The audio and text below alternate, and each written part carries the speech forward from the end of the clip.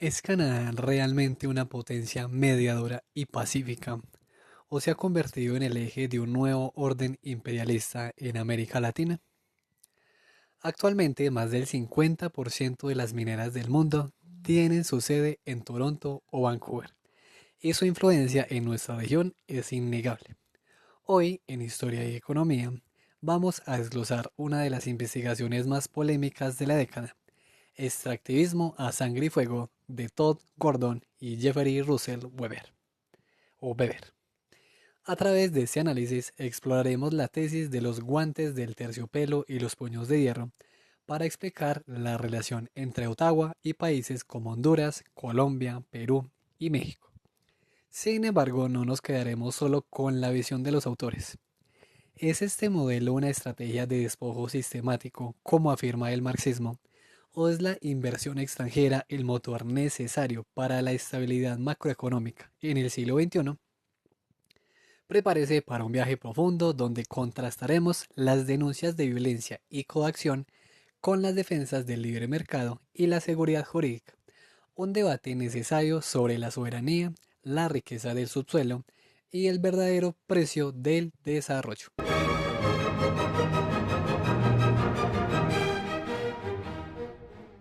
La política exterior de Canadá en América Latina suele percibirse bajo un aura de benevolencia y mediación diplomática. Sin embargo, un análisis detallado de la evidencia histórica y económica revela una estructura mucho más compleja y punzante.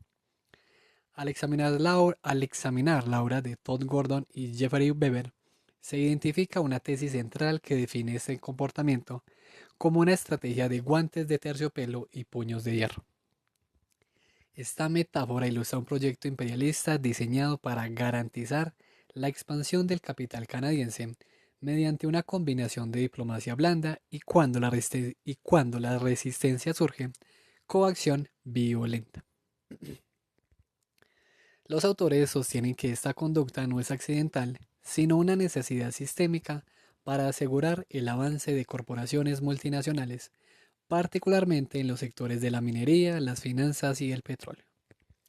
Esta expansión generó históricamente una dialéctica de confrontación. Por un lado, el Estado canadiense facilitó la interpenetración política y económica en la región. Por otro, estas acciones provocaron oleadas de resistencia militante en las comunidades locales.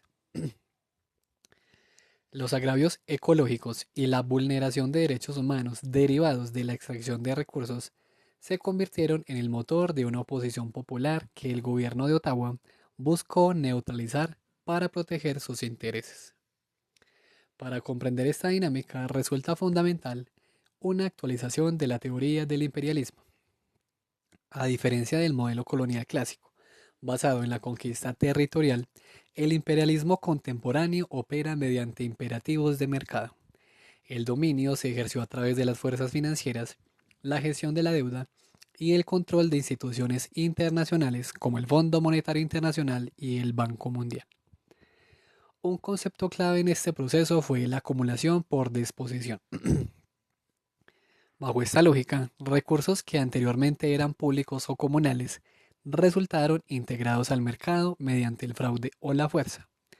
Para suavizar este impacto, Canadá empleó sus guantes de terciopelo. La ayuda al desarrollo, gestionada a través de organismos como la Agencia Canadiense de Desarrollo Internacional, funcionó frecuentemente como un mecanismo para condicionar a los países receptores a realizar reformas pro mercado. En años recientes, esta asistencia se vinculó directamente a proyectos de empresas mineras. Paralelamente, se utilizó la responsabilidad social corporativa como una herramienta de relaciones públicas.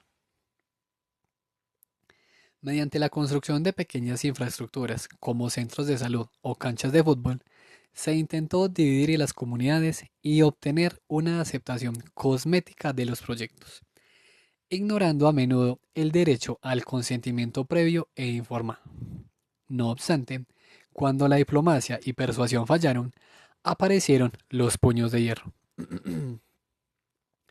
El Estado canadiense no dudó en respaldar regímenes con historiales cuestionables en materia de derechos humanos si esto garantizaba la seguridad de sus inversiones.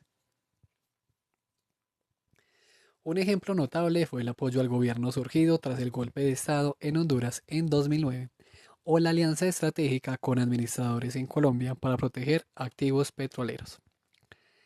Este neoliberalismo militarizado implicó el uso de fuerzas de seguridad para reprimir protestas y criminalizar movimientos indígenas y campesinos. Bajo una estrategia denominada gobierno holístico, diversas agencias estatales coordinaron esfuerzos para presentar la actividad extractiva como segura, mientras se incrementaba el entrenamiento militar y la venta de armamento a aliados regionales. Finalmente, este modelo de expansión presentó un componente de exclusión y degradación ambiental significativo.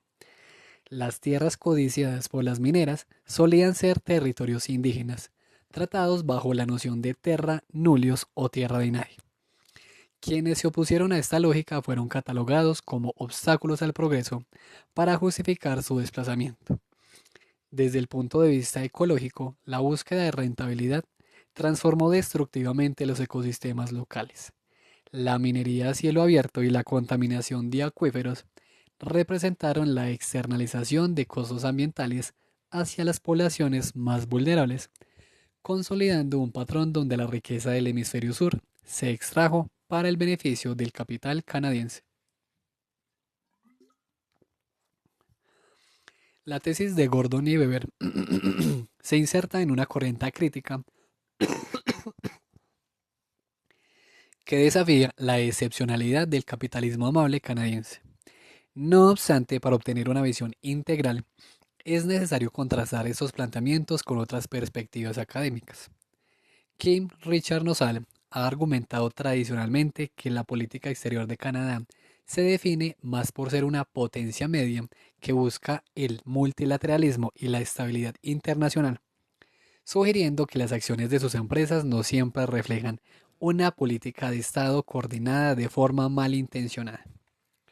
Desde una visión económica alternativa, investigadores como Jerome Claassen sugieren que si bien existe un nexo innegable entre el Estado y el capital, el concepto de imperialismo debe matizarse. Claassen apunta que Canadá actúa como un socio menor en un sistema global liderado por Estados Unidos, donde la competencia entre capitales transnacionales a veces diluye la capacidad de una sola nación para imponer una agenda imperialista pura.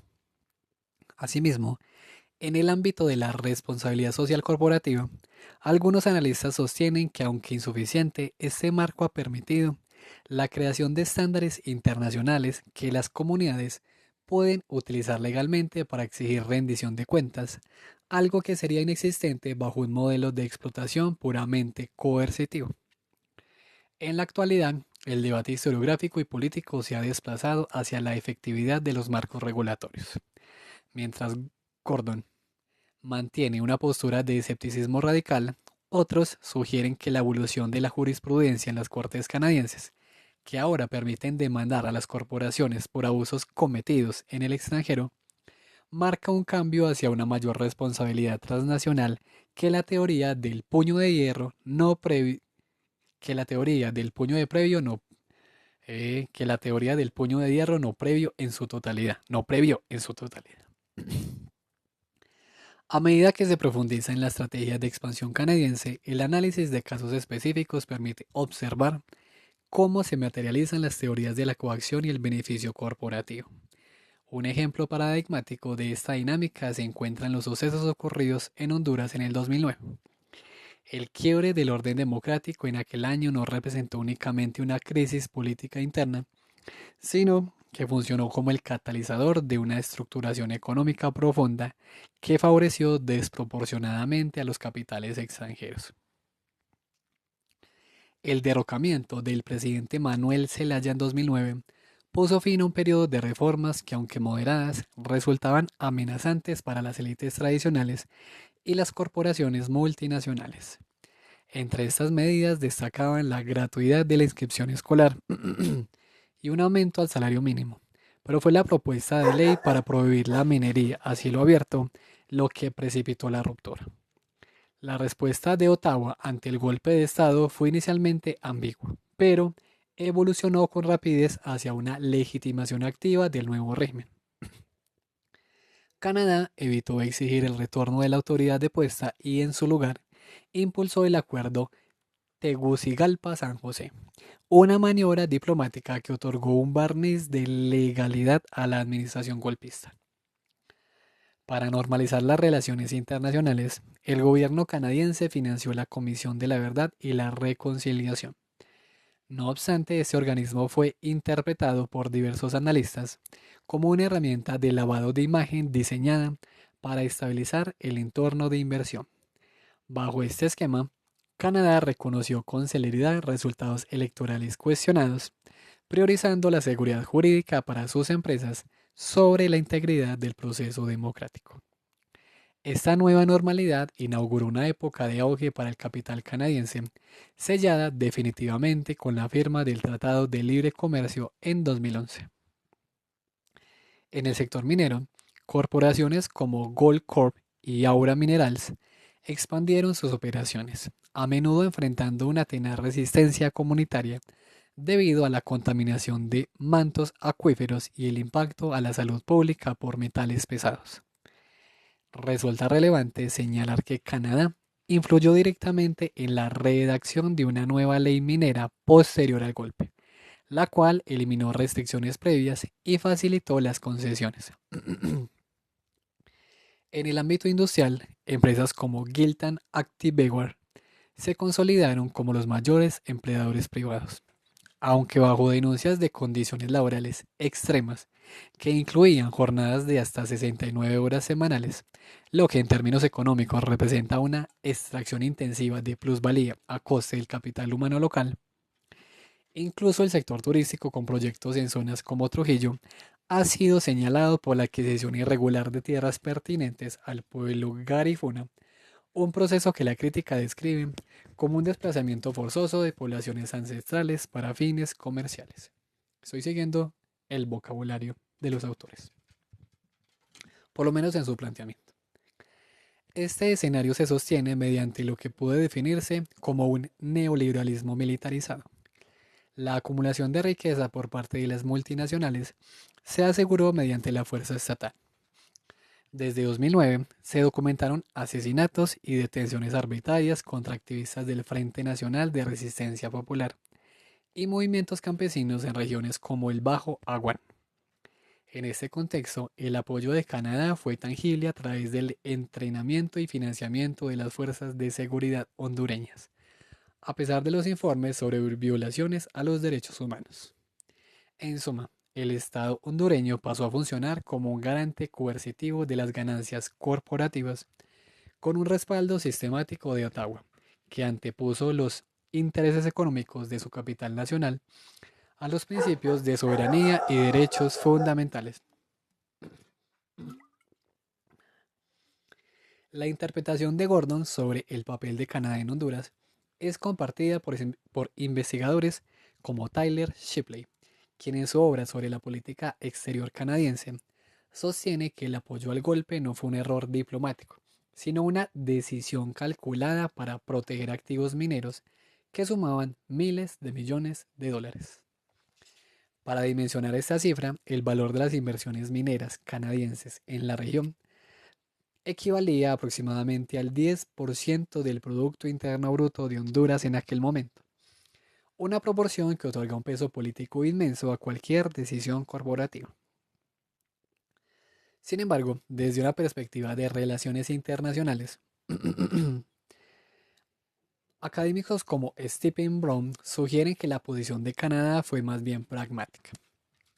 Según esta visión, Ottawa buscó evitar un vacío de poder prolongado que pudiera derivar en una guerra civil, optando por una salida institucional que, aunque imperfecta, garantizara la estabilidad regional.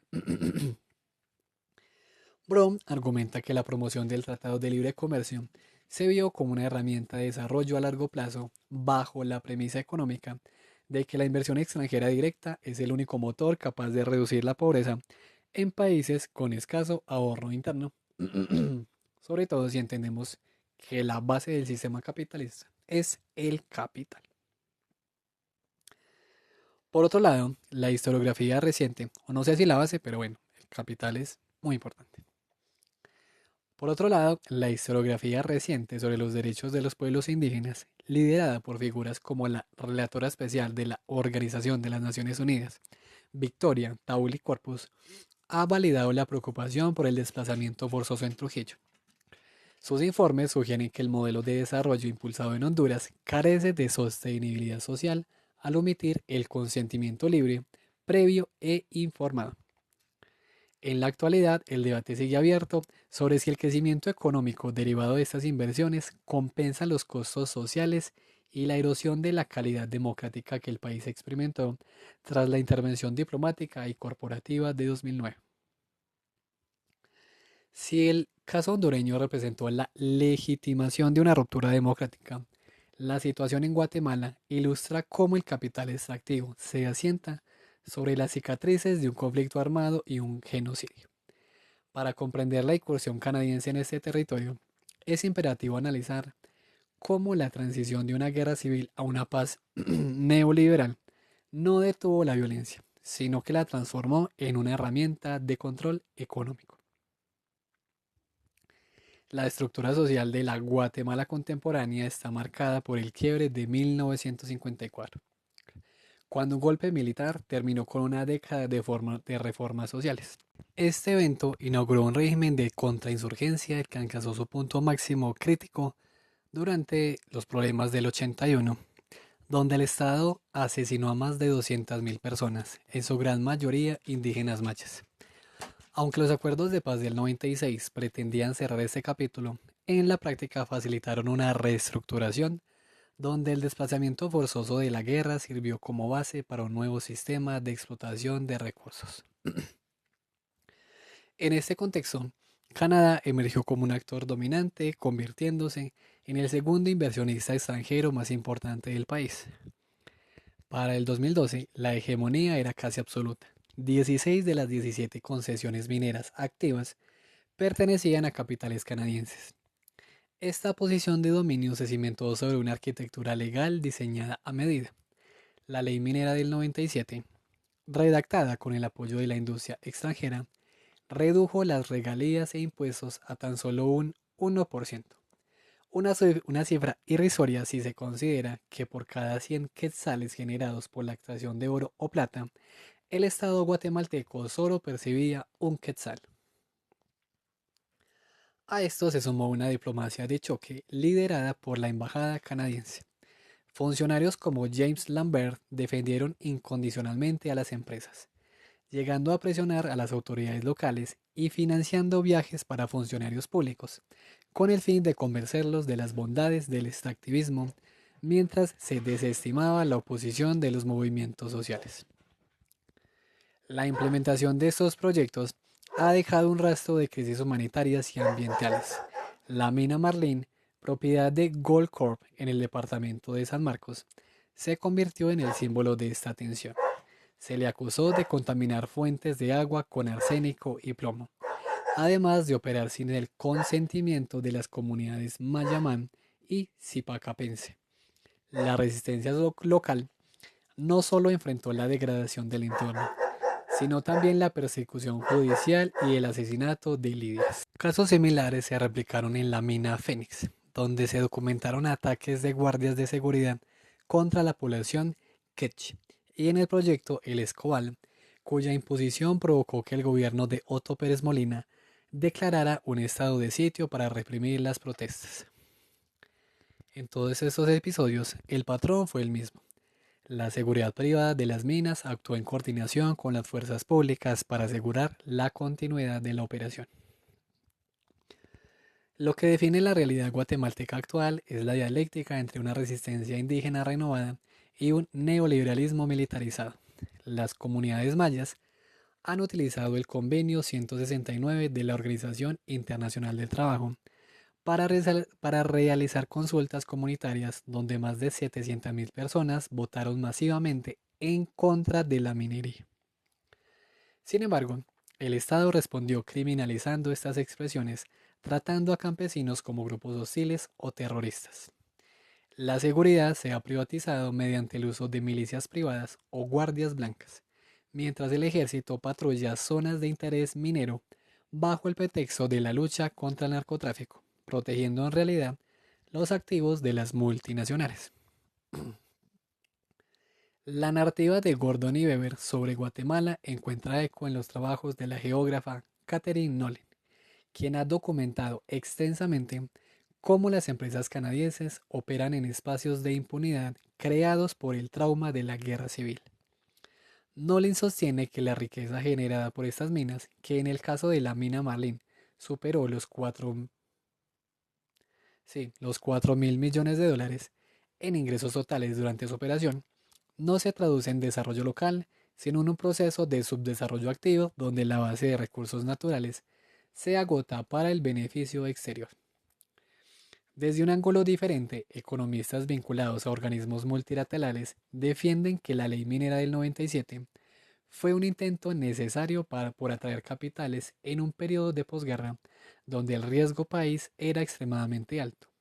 Según esa visión, el impuesto del 1% no debe verse de forma aislada, sino como parte de un paquete de incentivos para generar empleo formal en regiones históricamente abandonadas. No obstante, críticos como el historiador Greg Grandin señalan que ese argumento ignora que la militarización que protege a las minas es una extensión directa de las estructuras genocidas de los años 80, sugiriendo que el capital canadiense no es un observador pasivo, sino un beneficiario directo de la desarticulación social provocada por el conflicto armado. En la actualidad, la discusión se centra en la responsabilidad extraterritorial de Canadá, casos como las demandas contra Woodbine Minerals en tribunales de Ontario han abierto una vía legal inédita, sugiriendo que la justicia para las víctimas guatemaltecas podría no encontrarse en su propio sistema judicial, infiltrado por intereses extractivos, sino en el corazón mismo del país inversor. A medida que el análisis se desplaza hacia el resto del istmo, se observa que los patrones de exposición y seguridad identificados en Honduras y Guatemala no fueron excepciones, sino parte de una estrategia regional coherente. El capital canadiense ha generado en El Salvador, Costa Rica, Nicaragua y Panamá una dialéctica de tensiones territoriales que el Estado canadiense ha buscado mitigar mediante una agenda de seguridad financiada desde Ottawa, orientada a proteger la estabilidad de sus inversiones.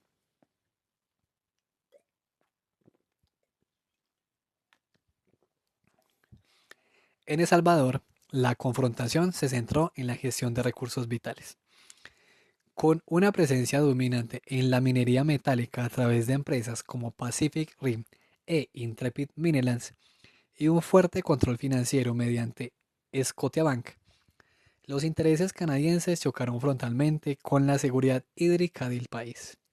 La oposición masiva a proyectos como El Dorado se fundamentó en el riesgo de contaminación del río Lempa, fuente de agua para millones de personas.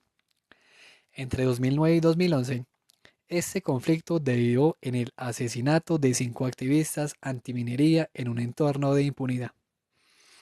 Tras la suspensión de licencias por motivos ambientales, Pacific Rim inició un arbitraje internacional ante el Centro Internacional de Arreglo de Diferencias Relativas a Inversiones, exigiendo al Estado salvadoreño 315 millones de dólares. Esta cifra, que representaba una presión fiscal inmensa para una de las economías más pequeñas de la región, fue interpretada por los movimientos sociales como una forma de extorsión legal.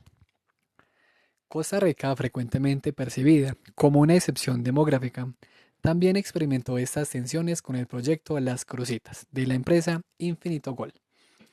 El libro documenta vínculos entre la minera y la administración del expresidente Óscar Arias, quien declaró el proyecto de interés nacional tras levantar una moratoria minera. Aunque la justicia social anuló posteriormente los permisos por irregularidades y ordenó investigar a Arias por presunta corrupción, la empresa respondió demandando por difamación a académicos y legisladores opositores, exigiendo indemnizaciones millonarias con el fin de silenciar la crítica.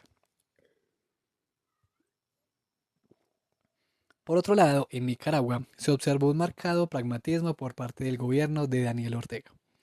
A pesar de su discurso oficial, su administración promovió un entorno favorable para mineras como B2 Gold, llegando a declarar ilegales las huelgas de trabajadores para salvaguardar la rentabilidad de la empresa canadiense.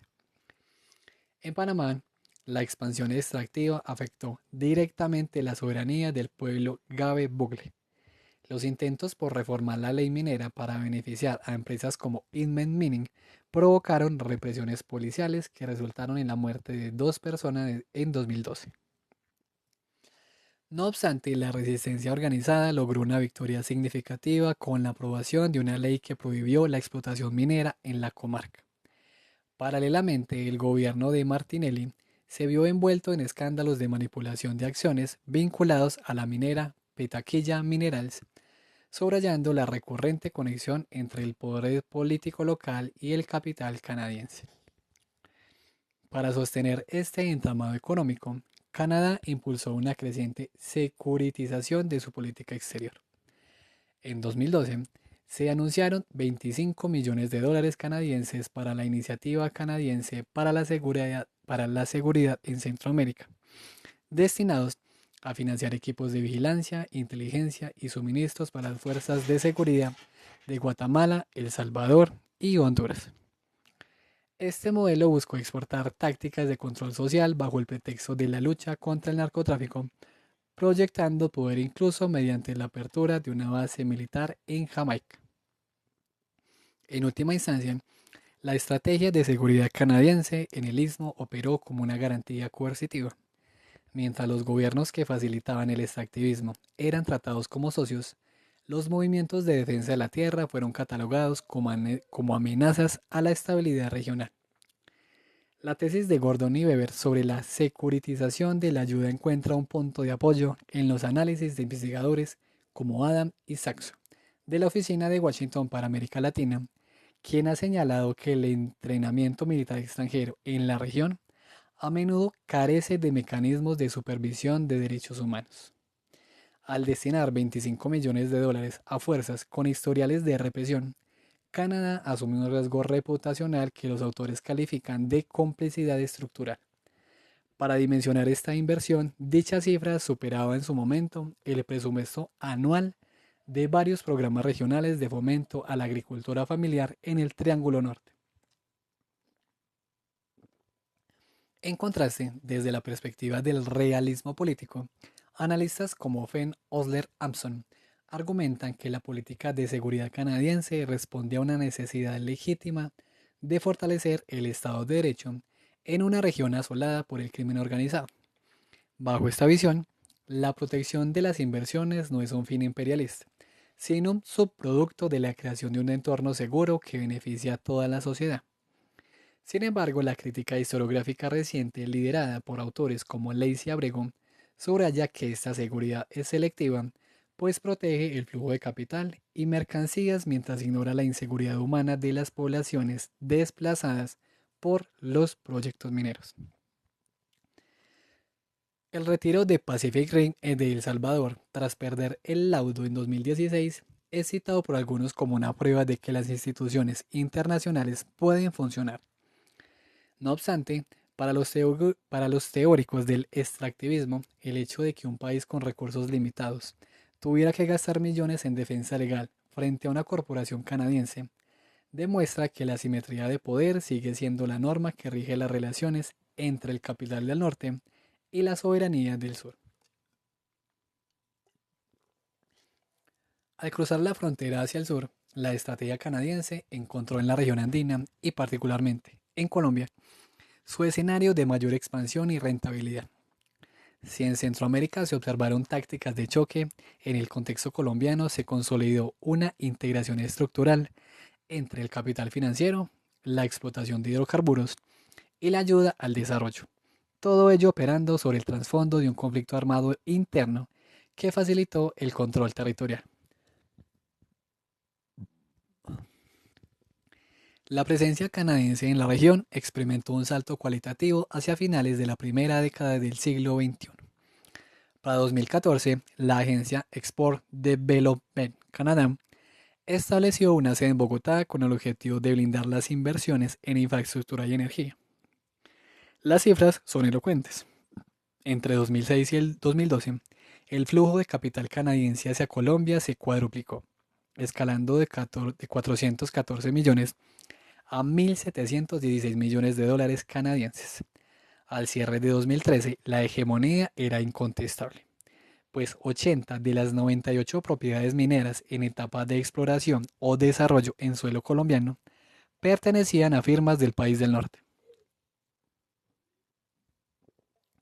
Esta influencia se extendió a los hidrocarburos, donde el capital canadiense llegó a controlar el 36% de la producción petrolera nacional, y al sector financiero, con la adquisición del Banco Colpatria por parte de Scotiabank por un valor de $1.000 millones, una maniobra estratégica para financiar el auge extractivo desde dentro del sistema local.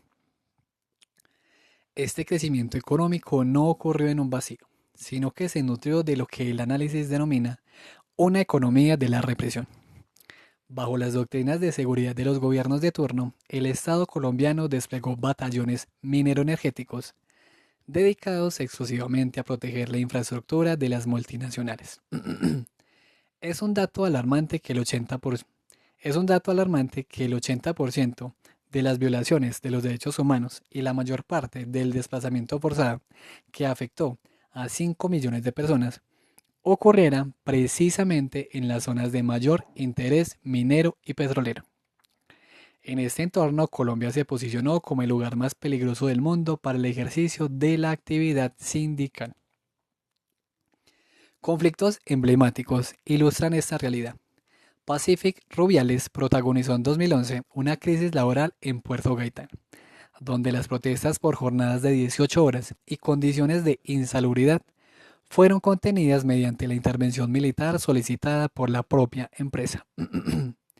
En el municipio de Marmato, la firma Gran Colombia Gold propuso el traslado de un pueblo entero para convertir una montaña en una mina a cielo abierto, enfrentándose a mineros artesanales y sufriendo el asesinato de líderes opositores como el padre José Reinel Restrepo. Por su parte, la empresa Ecooro puso en riesgo el páramo de Saturbán, fuente de agua para 2 millones de habitantes en Bucaramanga, mientras que Cosigo Resources obtuvo títulos mineros en el Parque Nacional Yaigojé Apapores, apenas 48 horas después de su creación como reserva protegida. Finalmente, esta arquitectura de despojo se legitimó a través del Tratado de Libre Comercio firmado en 2011.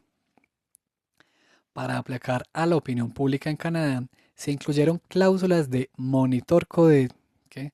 de monitoreo de derechos humanos que la crítica califica de hipócritas, ya que omitieron sistemáticamente los sectores de minería y petróleo, focos principales de la violencia. La ayuda al desarrollo funcionó como un caballo de Troya institucional. La Agencia Canadiense de Desarrollo Internacional financió la redacción del Código Minero de 2001, un documento presuntamente elaborado por abogados vinculados a las propias mineras que redujo las regalías del 15% al 4%. En términos reales, por cada $100 de mineral extraído, el Estado colombiano renunció a percibir $11 en comparación con el esquema anterior, transfiriendo esa riqueza directamente a los accionistas extranjeros.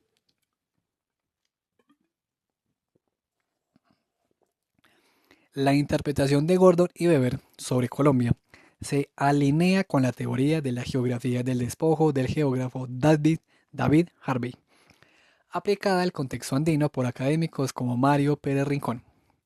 Pérez Rincón sostiene que el modelo colombiano representa un intercambio ecológicamente desigual, donde el país exporta materias primas de bajo valor unitario, pero de alto costo ambiental y social, mientras importa capitales financieros que profundizan la deuda externa. Desde una vertiente defensora del modelo, economistas como Mauricio Cárdenas han argumentado que el capital canadiense fue fundamental para la recuperación macroeconómica de Colombia tras la crisis de finales de los 90, de la cual ya hay video.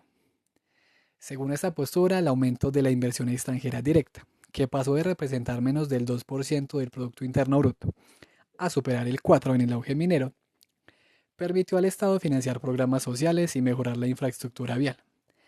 Alegan que los conflictos laborales y ambientales son fallas de gobernanza local y una estrategia deliberada del inversor.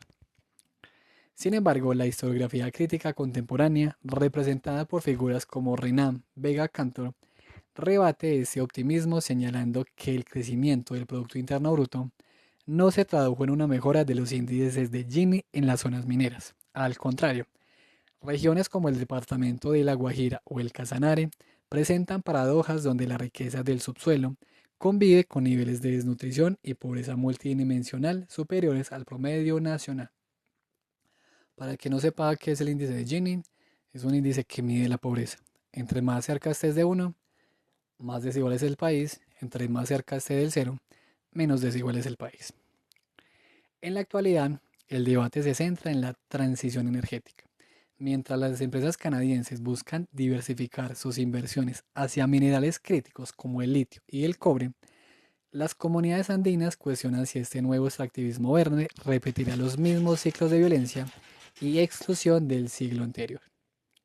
La transición de la región andina colombiana hacia el sur revela un patrón de continuidad en el modelo extractivo, encontrando en Perú un escenario donde la herencia colonial y el neoliberalismo autoritario se han fusionado.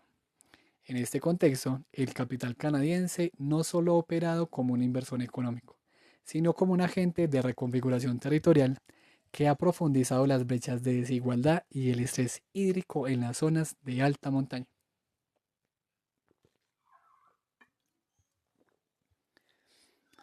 Bajo las reformas de los 70, o bueno, de fines del siglo, sino que es que no me gusta esa palabra, neoliberal, pero es la que usan los autores. Quedémonos con neoliberal. Bajo el modelo neoliberal instaurado en la década de 1990, Perú se consolidó como uno de los destinos predilectos para la minería a gran escala. La magnitud de esta transformación se refleja en el flujo de capitales. La inversión en el sector pasó de apenas 200 millones de dólares en el 93 a 5 mil millones de dólares en 2010. Para finales de 2013, la hegemonía de Ottawa era evidente, pues de las 229 propiedades mineras en operación en el país, 180 eran de origen canadiense. No obstante, esta bonanza exportadora, que representa el 60% de las ventas al exterior del país, encierra una paradoja económica severa, ya que el sector apenas genera el 1% del empleo nacional, limitando el derrame de riqueza hacia la población local y consolidando una estructura de dependencia. Aquí obviamente hay que tener un factor que casi no tienen en cuenta los autores, y es que este tipo de inversiones son intensivas en capital, no en mano de obra. Cuando hablamos de intensivas en capital, hablamos de que la mayor parte del capital se va a maquinaria, por ejemplo. Y cuando hablamos de intensivos en mano de obra, es porque la mayor parte del dinero se va a mano de obra. Como estamos hablando de minería, pues ustedes se imaginarán esos, yo no sé cómo se llaman, pero esos camiones súper grandes, maquinaria y no sé qué, eso es lo más caro. Y usted necesita trabajadores, obviamente, pero en menor medida. Entonces, usted es más lo que invierte en capital que en mano de obra. Y por tanto, si la inversión va mayoritariamente a capital, es evidente que no genera tanto empleo, porque precisamente los sectores productivos que más generan empleo, pues son los que son intensivos en capital. Pensemos en el sector de las flores en Colombia. El 80% del capital se va a mano de obra, es decir, el 80% se va en contratación de personas que son las que, no sé, siembran las flores, las van a recolectar, etc. En cambio, cuando hablamos de minería, es más importante la maquinaria. Esta estructura encuentra sus raíces en el gobierno de Alberto Fujimori, quien eliminó protecciones laborales y ambientales para facilitar la expropiación de tierras comunales indígenas. Los autores, retomando las tesis de José Carlos Mariátegui, sostienen que este sistema es una prolongación de estructuras coloniales y racistas que consideran los territorios ancestrales como espacios sacrificables para el mercado global. El fin del conflicto interno contra Sendero Luminoso fue aprovechado por corporaciones para penetrar en zonas antes inaccesibles, beneficiándose de un tejido social debilitado por años de violencia y de una institucionalidad diseñada para priorizar el derecho corporativo sobre el derecho comunitario. Uno de los mayores puntos de fricción ha sido el impacto ecológico, específicamente la crisis del agua. En un país altamente vulnerable al cambio climático, la minería compite directamente con las comunidades campesinas por el acceso a fuentes hídricas en los Andes. Se estima que la industria vierte anualmente 13.000 millones de metros cúbicos de desechos en los cuerpos de agua, un volumen que equivale aproximadamente al consumo humano de una ciudad del tamaño de Lima durante varios años. Este acaparamiento de agua ha desplazado a las comunidades de sus derechos históricos, generando conflictos emblemáticos como el de Tambo Grande, donde la empresa Manhattan Minerals debió retirarse tras un referéndum comunitario en el que el 94% de la población rechazó la mina. Otros casos, como el de Barrick Gold en Ancash o Bear Creek Mining en Puno, terminaron en violentas represiones policiales con saldos de personas fallecidas. A pesar de las promesas de cambio de gobiernos sucesivos, desde Alan García hasta Ollanta Humala, la defensa de los intereses mineros se mantuvo intacta. Durante la administración de García, se estableció un sistema de impuestos voluntarios que permitió a las empresas retener la mayor parte de las superganancias derivadas de los altos precios de los metales. Por su parte, la diplomacia canadiense ha actuado como un misionero del capital, presionando a las autoridades para asignar las consultas indígenas y para ignorar las consultas indígenas y financiando proyectos de gestión de conflictos que buscan neutralizar la protesta social. En última instancia, el imperialismo canadiense en Perú ha reforzado un modelo de exclusión donde la riqueza del subsuelo se extrae a costa de la devastación ambiental y la represión de quienes defienden su soberanía territorial. La crítica de Gordon y Weber sobre la continuidad del modelo extractivo en Perú es respaldada por sociólogos como José de Echave, quien sostiene que el país vive bajo una dictadura de los precios de los metales, donde la política macroeconómica se dicta desde los directorios de Toronto y Londres. De Echave argumenta que el concepto de responsabilidad social es utilizado por las mineras para suplantar las funciones del Estado en zonas remotas, creando una relación de clientelismo que fragmenta la resistencia social, o local más bien. Desde una perspectiva económica ortodoxa, analistas como Richard Bebb, sí, defienden que la minería ha sido el motor del milagro peruano, permitiendo una reducción sostenida de la pobreza monetaria a nivel nacional. Según esta visión, el problema no es el capital extranjero, sino la capacidad del Estado para redistribuir eficientemente el canon minero hacia las regiones. Argumentan que el 1% del empleo directo es una cifra engañosa, pues no contempla el empleo indirecto en logística, servicios y construcción que dinamiza las economías regionales. Un punto que se me olvidó ahorita, pero para eso está el guión. Además del que yo les decía de que es intención capital, también hay que tener en cuenta qué genera alrededor ese tipo de inversiones. Y a eso se me muele, por ejemplo, en el caso colombiano, que en los 90 se abandonó, ¿cómo se llama esto? Bueno, que el tipo de cambio ya no tiene la banda cambiaria, sino que es un libre, está en el sistema de flotación. Entonces el tipo de cambio colombiano tiene una relación directa con las reservas internacionales que tiene el país, por tanto de dólares, por tanto de divisas. Entonces esas exportaciones también tienen un papel en cuanto a las divisas que tiene el país y por tanto tienen relación con el tipo de cambio que mantiene el país. Perú no sé exactamente si también tiene libre flotación, yo creo que sí, pero por lo menos si retomando el caso colombiano que vimos, hay que sumarle que el tipo de cambio tiene una relación directa con las divisas internacionales que tiene el país y por tanto las exportaciones, aunque de este sector, aunque no generan grandes cantidades de empleo, sí repercuten en el tipo de cambio y el tipo de cambio repercute en el poder adquisitivo de la moneda y el poder adquisitivo de la moneda repercute en cuánto vale esa moneda que van a ganar las personas así no trabajen en ese sector minero. En fin, investigadores contemporáneos como Maristela Svampa señalan que este debate ignora el giro ecoterritorial de las luchas sociales. Para Svampa, el conflicto en Perú no es solo por la distribución de la renta, sino por modelos de vida incompatibles. La visión de la tierra como mercancía frente a la visión de la tierra como hábitat y sustento. El desafío para Perú radica en si podrá transitar hacia una economía post-extractivista o si seguirá anclado en un ciclo donde la estabilidad democrática depende de la sumisión a los intereses de las transnacionales del norte. La transición de la región andina hacia el norte nos sitúa en Ecuador, un escenario donde la dialéctica entre el discurso progresista y la praxis extractiva alcanza su punto más álgido. En este territorio, la estrategia canadiense no solo se enfrentó a movimientos sociales organizados, sino a un marco constitucional que en teoría otorgaba derechos a la naturaleza. Sin embargo, el análisis revela como el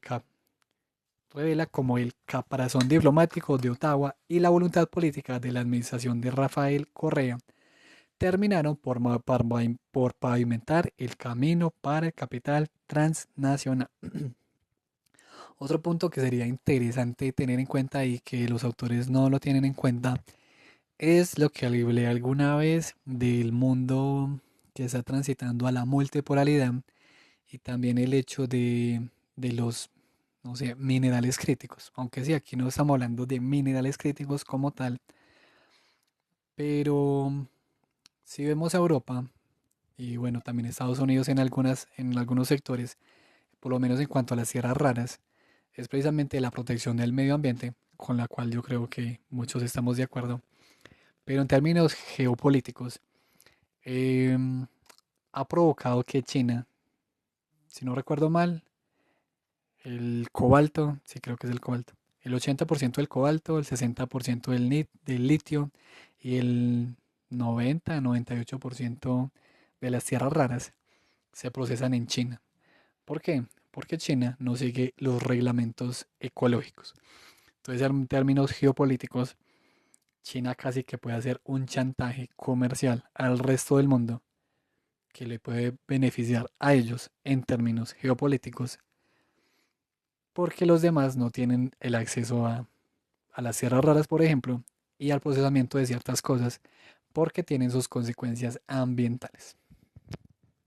Entonces, pues veremos cuánto se mantiene eso, porque aunque sea perjudicial, digamos, en términos ecológicos, en términos geopolíticos, al mundo, yo creo que el mundo, pues primero no le conviene.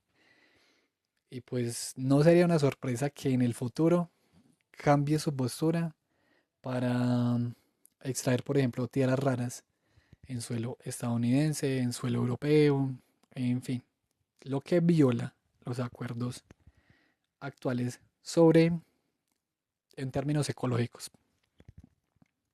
En fin, la llegada de Rafael Correa a la presidencia en 2006 bajo una bandera anti-neoliberal y con el apoyo de la Confederación de Nacionales Indígenas del Ecuador, sugirió un cambio de paradigma.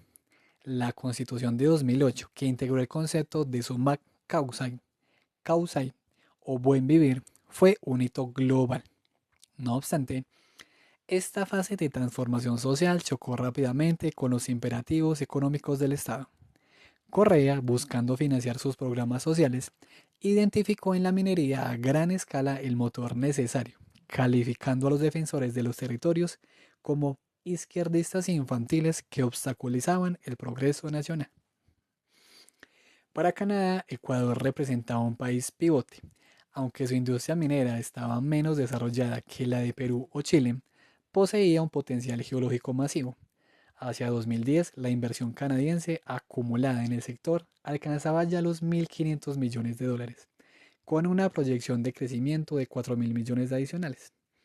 Actores como Corrientes Resources, Ian Gold y King Ross se posicionaron estratégicamente, pero se toparon con el mandato constitucional minero de 2008. Este decreto, una victoria temporal para los movimientos sociales, impuso una moratoria a nuevas concesiones y ordenó la reversión de títulos en áreas frágiles o sin consulta previa, provocando una caída drástica en las acciones de las mineras en la Bolsa de Toronto. Ante esta amenaza, la diplomacia canadiense lanzó una contraofensiva frontal.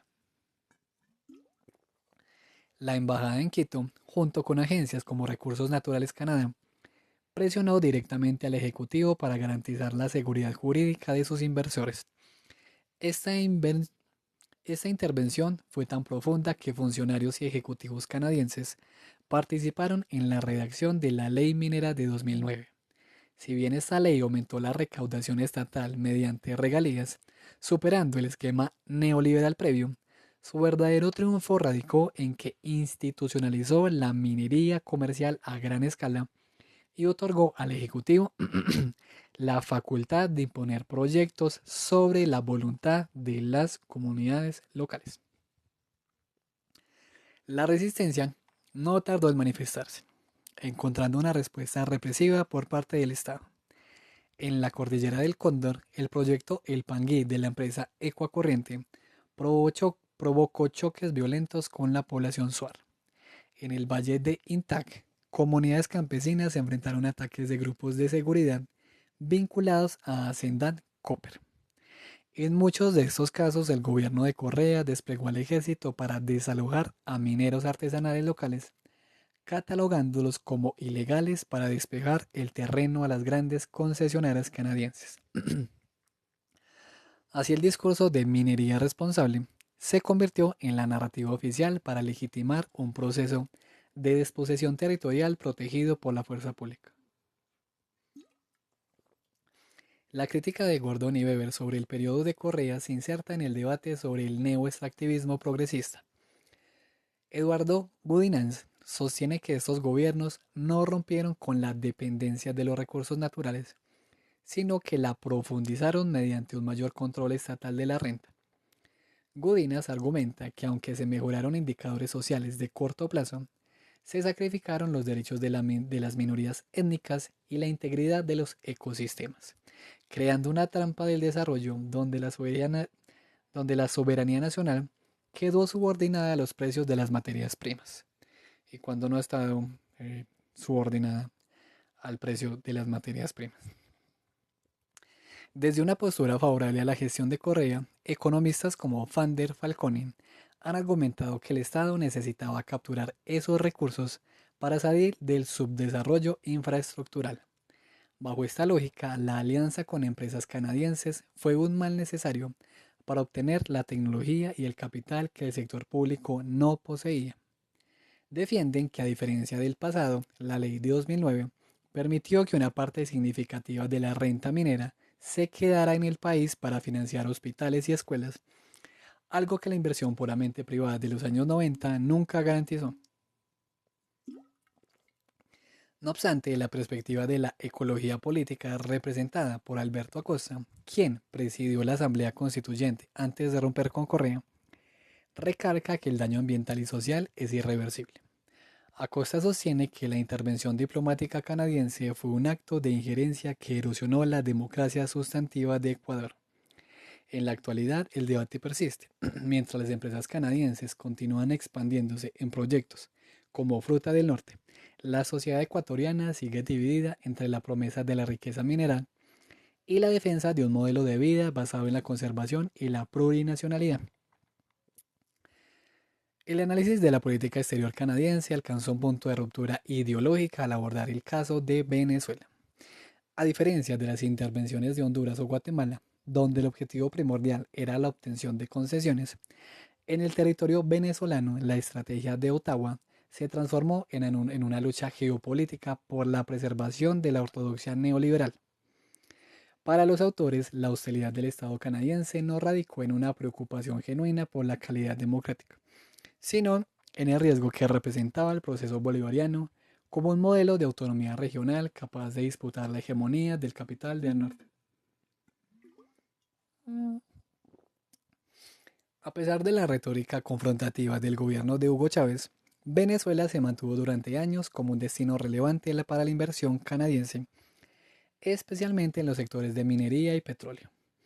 Sin embargo, la decisión soberana de retomar el control sobre recursos estratégicos desencadenó una serie de fricciones legales de escala masiva. El yacimiento de oro de Las Cristinas se convirtió en el epicentro de una disputa prolongada tras la cancelación de la concesión a Placer Dome. La firma Vanessa Ventures demandó al Estado bajo el Acuerdo de Protección a la Inversión Extranjera. Un caso aún más dramático fue el de Cristalex Internacional, que tras la rescisión de su contrato en 2011 inició un juicio por 3.800 millones de dólares canadienses, una cifra que superaba el presupuesto anual de salud de varios países caribeños combinados. Otras corporaciones como Gold Reserve y Petro-Canadá abandonaron el país iniciando arbitrajes internacionales ante la falta de lo que el capital denomina certeza jurídica. No obstante, la preocupación de Ottawa trascendía el ámbito corporativo. Para el Estado canadiense, Venezuela constituía una amenaza geopolítica debido a su capacidad para fomentar la independencia económica en la región a través de iniciativas como el ALBA y Petrocaribe. Canadá vigiló, Canadá vigiló con recelo cómo el petróleo venezolano servía de base para acuerdos que reducían la dependencia de Centroamérica y el Caribe respecto a las potencias tradicionales. Se temía que el ejemplo de la nacionalización y la redistribución de la renta instigara a movimientos sociales en otros países donde las mineras canadienses operaban bajo condiciones de extrema ventaja. Como digo, estoy siguiendo el planteamiento del autor y por tanto la perspectiva bajo la cual ellos ven los eventos. Desde la perspectiva de la justicia social, el libro contrasta la demonización mediática de la administración chavista con los indicadores económicos reales. El proceso bolivariano, arraigado en las clases populares de sectores como La Vega o Petaré, impulsó misiones que lograron reducir la pobreza extrema del 16.6% al 7% entre el 99 y 2011. A pesar de que observadores internacionales, incluido el Centro Carter, calificaron el sistema electoral venezolano como uno de los más avanzados del mundo, Canadá mantuvo una postura de frialdad diplomática. Mientras el gobierno canadiense estrechaba lazos con administradores en Colombia u Honduras, marcados por altos índices de violencia política, evitaba sistemáticamente reconocer la legitimidad de los triunfos electorales en Venezuela. Como ven, los autores son de izquierda. Pero porque sean de izquierda, no voy a dejar de leerlos, ya que, como han visto, con sus problemas, pero aborda una temática interesante en la cual, pues, quizás desde otros puntos de vista no se aborda. Esta hostilidad se materializó en una intervención política directa bajo el barniz de la promoción de la democracia. A través del Fondo Canadiense para las Iniciativas Locales, Ottawa financió organizaciones y líderes abiertamente antichavistas, incluyendo a sectores vinculados al intento de golpe de Estado de 2002. Tras el fallecimiento de Chávez en 2013, Canadá se alineó con la postura de Estados Unidos al cuestionar la victoria de Nicolás Maduro, exigiendo auditorías que no fueron requeridas en procesos electorales mucho más cuestionables de países aliados. En última instancia, el caso venezolano ilustra que para el imperialismo canadiense, que ya vimos en la primera parte, que ese imperialismo canadiense, ese término, ese concepto es problemático, cualquier intento de democracia participativa que se desvíe de los mandatos del mercado es clasificado como autoritarismo, justificando así la intervención diplomática y financiera para salvaguardar la libertad de movimiento del capital transnacional. La tesis de Gordon y Weber sobre el sesgo de la política exterior canadiense es corroborada por el análisis de autores como Yves Engler, quien en su obra sobre el imperialismo canadiense, pues si está de acuerdo con el término, obviamente está de acuerdo con ellos, argumenta que la ayuda a la democracia en Venezuela fue en realidad una estrategia de cambio de régimen. Engler señala que la desproporción entre los fondos destinados a la oposición venezolana y el silencio ante las masacres de sindicalistas en países socios revela que el criterio recto de Ottawa no es el derecho humano, sino el derecho de propiedad. Si eres capitalista, obviamente estás de acuerdo, vas muy con el derecho de propiedad. Y que en términos de la escuela austriaca, el derecho de propiedad va muy ligado a la libertad. En contraposición, desde la perspectiva de la política exterior pragmática, Robert Bowell sostiene que la postura de Canadá hacia Venezuela respondió a la erosión gradual de la separación de poderes y al deterioro de las libertades civiles bajo el chavismo. Según esta visión, las demandas ante tribunales internacionales de las mineras canadienses no fueron actos de agresión, sino una defensa legítima contra la confiscación de activos sin compensación justa, conforme a las normas del derecho internacional comercial. Argumentan que la inestabilidad macroeconómica y la inflación descontrolada que siguieron a las nacionalizaciones validaron las preocupaciones iniciales del capital extranjero. Por otro lado, investigadores de la economía política del desarrollo, como Julia Buxton, subrayan que la crisis venezolana no puede entenderse sin considerar las sanciones y la presión externa coordinada. Claro, pues como no le si expropias, no quieres sanciones. En fin, Buxton coincide en que Venezuela representaba un buen ejemplo peligroso, la demostración de que un Estado podía utilizar su renta extractiva para objetivos sociales en lugar de para la acumulación privada. En la actualidad, el debate se centra en el papel de Canadá dentro del Grupo de Lima y su reconocimiento de gobiernos paralelos, una estrategia que para los críticos de Gordon marca el punto más alto de la subordinación de la diplomacia canadiense a los intereses de la industria extractiva y la hegemonía de Washington.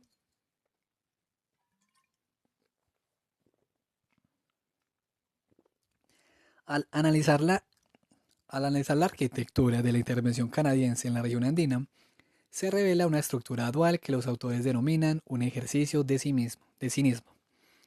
Esta estrategia no opera mediante acciones aisladas, sino a través de una pinza perfectamente coordinada.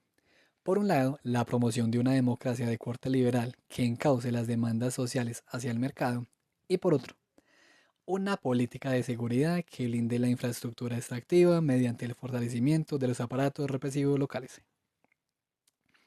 La estrategia de la zanahoria y el garrote se ha intensificado en los últimos 15 años como respuesta al auge de gobiernos de izquierda y movimientos de resistencia en los Andes. La denominada promoción democrática de Canadá no busca, según los autores, fomentar la participación soberana, sino asegurar que las reglas del juego neoliberal permanezcan inalteradas. Para Ottawa, la salud de una democracia se mide estrictamente por la periodicidad de las elecciones y la apertura a la inversión extranjera. Obvio. Bajo esta lógica, cualquier proyecto de democracia directa o participativa que cuestione la propiedad latifundista o la soberanía de los recursos naturales es clasificado automáticamente como una amenaza populista. Entre 2009 y 2012, el Ministerio de Relaciones Exteriores de Canadá destinó casi 5.000 millones de dólares a iniciativas de este tipo, financiando selectivamente a redes de líderes opositores en Venezuela, Bolivia y Ecuador. Resulta revelador que este celo democrático no se aplicará a socios estratégicos como no se aplicará a socios estratégicos como Colombia o Perú. En estos países, a pesar de los sistemáticos informes sobre violencia contra líderes sociales, el gobierno de Stephen Harper mantuvo la calificación de gobernanza democrática, simplemente por su docilidad ante el capital transnacional. En Venezuela, por ejemplo, Canadá recogió la posta del financiamiento estadounidense para sostener organizaciones abiertamente antichavistas, mientras que en Ecuador utilizó el presupuesto de ayuda al desarrollo para fortalecer a sectores críticos de las reformas mineras de Rafael Correa. Paralelamente, la securitización de la política exterior canadiense ha redefinido el concepto de amenaza regional. El peligro real que percibe Ottawa no es una agresión física contra su territorio, sino el riesgo que corre la rentabilidad corporativa y la propiedad privada ante la movilización social. En este esquema, Colombia se ha consolidado como el ancla de la seguridad andina. A pesar de los abusos documentados de la fuerza pública, la embajada canadiense lo describe como un bastión de estabilidad. Esta alianza se materializó en 2014 con un memorándum de entendimiento para aumentar la cooperación militar que incluyó la autorización para vender helicópteros de combate y vehículos blindados ligeros al ejército colombiano, transformando el conflicto interno en una oportunidad de mercado para la industria de defensa canadiense.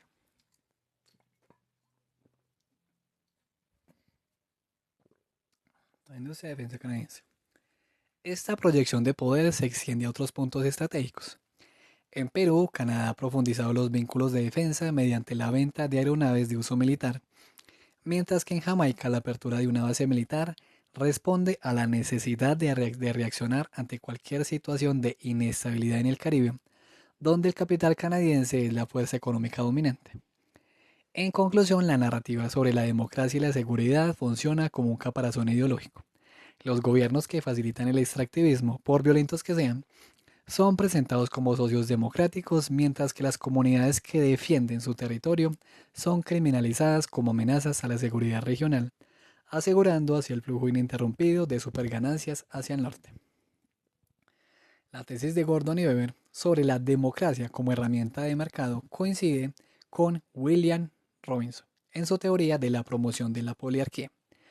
Robinson argumenta que las potencias occidentales ya no necesitan dictaduras militares para controlar el sur global.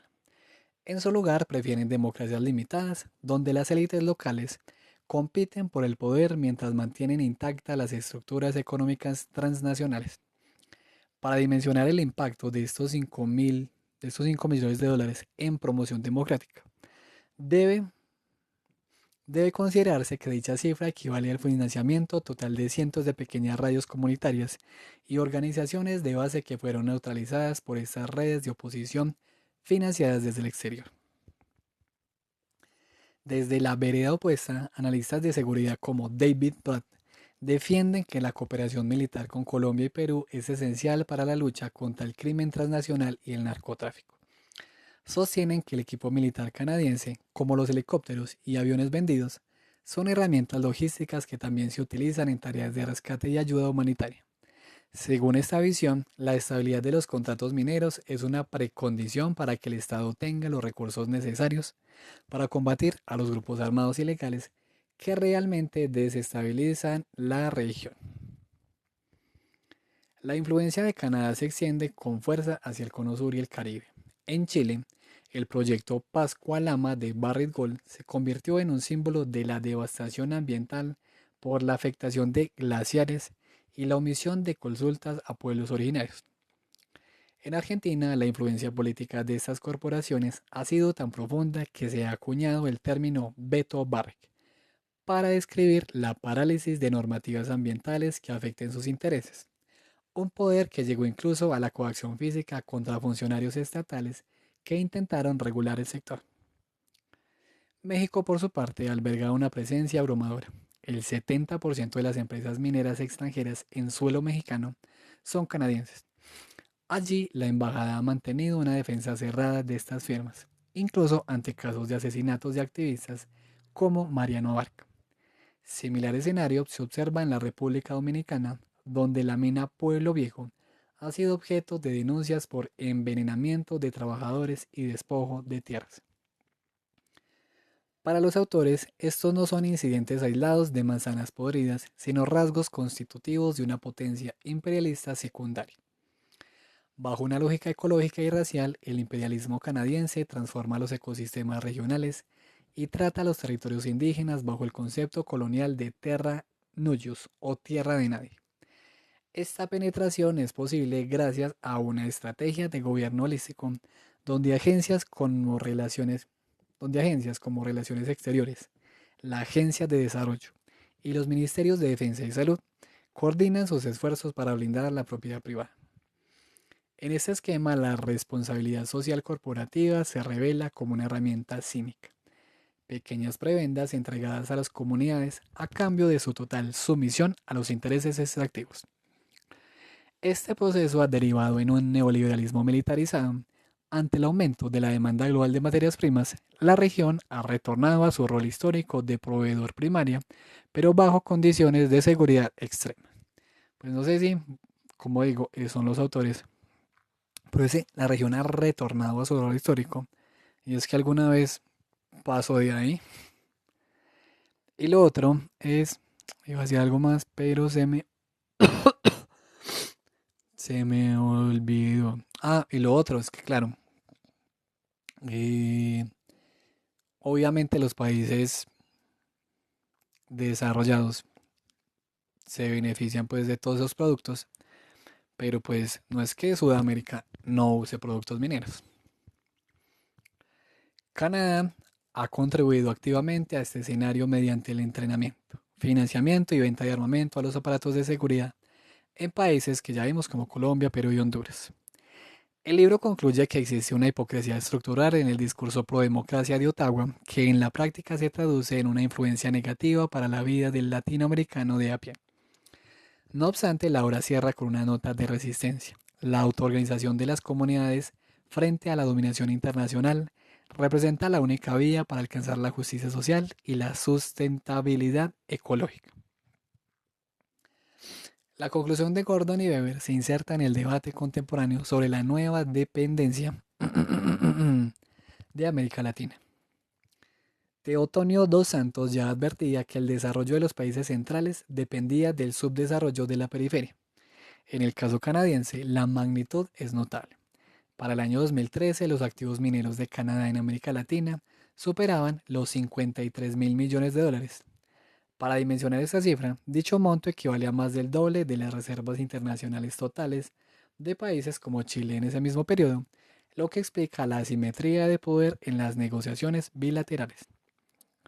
Desde una perspectiva de gobernanza global, John Ruggie ha promovido los principios rectores sobre las empresas y los derechos humanos de la ONU como una alternativa para regular estas actividades. Argumenta que más que un imperialismo coordinado, lo que existe es un vacío regulatorio que las empresas aprovechan. Sin embargo, la crítica de la economía política, liderada por figuras como Atilio Borón, sostiene que estos marcos voluntarios son ineficaces porque no cuestionan la acumulación de capital. Marxistas. Borón coincide con Gordon en que el Estado canadiense no es un árbitro neutral, sino el comité ejecutivo de sus grandes corporaciones mineras. ¿Hay alguien neutral? Para concluir este análisis sobre la obra de Todd Gordon y Jeffrey Russell Weber, resulta necesario tomar una distancia crítica. Es evidente que los autores escriben desde una tradición marxista explícita, utilizando categorías de análisis que priorizan el conflicto de clase y la crítica sistémica al capital. Ahora bien, aunque no soy marxista, es cierto que los autores tocan un tema bastante complejo y aportan, incluso dentro de sus posibles sesgos o errores teóricos, a la visibilización de una realidad que rara vez aparece en los grandes titulares de la prensa económica. Estudiar estos guantes de terciopelo y puños de hierro no nos obliga a adoptar su ideología, pero sí nos exige un ejercicio de honestidad historiográfica para entender las tensiones territoriales y las asimetrías legales que han marcado la expansión extractiva en el siglo XXI. Al final del día, el valor de esta obra reside en recordarnos que detrás de cada cifra de inversión hay una historia humana y ambiental que merece ser contada.